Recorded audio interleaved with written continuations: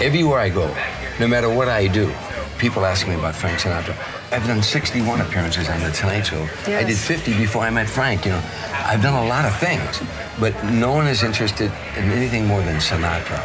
I was running a marathon for multiple sclerosis, and the guy from CNN came up. He said, "We're talking to Tom Dreesen. He's about to run his first marathon. Tom, before we get into that, tell us something about Frank Sinatra." You know, so he and I were on a jet, his private jet, one night, flying in from New Orleans, and as we were landing, he wanted me to spend the weekend at his place, and I had to go in and do the Tonight Show.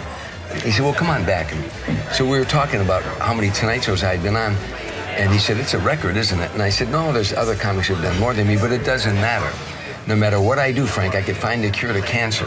My obituary is going to say the comedian who toured with Frank Sinatra." And he said, "Well, maybe my obituary will say the singer who toured with Tom Dreesen." And we both start laughing like two little school kids, you know. But it's come to pass that it's true, that everywhere I go, people want to know. Last night, I did a show. I did stand-up comedy for 45 minutes. At the end, they wanted a question and answer. The first question out of the audience was, "Can you tell us something about Frank Sinatra?" So, sure.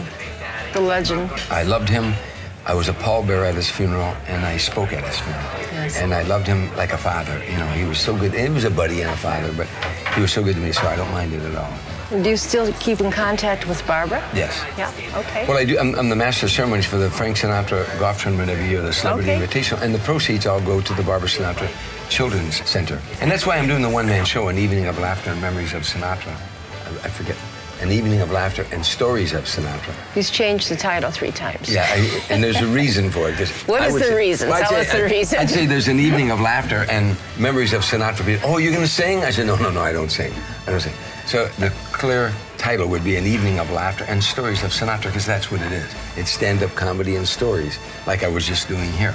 But I'm doing that here at the Thompson Center in Chicago, October 14th, I believe. I would say get your tickets fast, because I'm positive it's going to sell out, because the guys behind it are all the Italians from Chicago, and you know how passionate they are. Well, how long have you been doing your one-man show? I've been doing it about 3 years now, and I keep changing it, tweaking it, because I'm getting it ready for Broadway. I want to take it to Broadway. So I keep, every time I do it, I add another little production value or another story. I tweak something, take this out, put this in. So, but I've been doing it about 3 years, and I'm continually growing with it. The theater goes dark. A screen comes down, and Dennis Farina from Chicago narrates my life. About 3 minutes. I walk out, do stand-up comedy for about half an hour, then I segue over to a bar, and I tell a joke at the bar. And when I tell a joke at the bar, the lights go out. The people are laughing, the lights go out. Totally. And on the screen comes Frank singing, "It's 2:45. Yes. There's no one in the place except you." It's a great show. I've seen it. Oh, you've seen it? So, you know, of course. So at that point, you know, when the light hits me, we're in a bar now. I'm in a bar where Frank loved to hang out, and all these people in the audience are in the bar with me. And that's when I tell them the first time I heard that voice, I was 8 years old, shining shoes in a bar in Harvey, Illinois, and he was on the jukebox, and I take the audience from that little boy hearing Frank Sinatra on a jukebox at 8 years old in Harvey, Illinois, to one day carrying his coffin out of a church in Beverly Hills, California. And I take them on that journey. And what it was like for a little boy from Harvey, Illinois, to be in this rarefied air with these people that I used to watch in movie theaters, and now they were all around us at Frank's house, you know.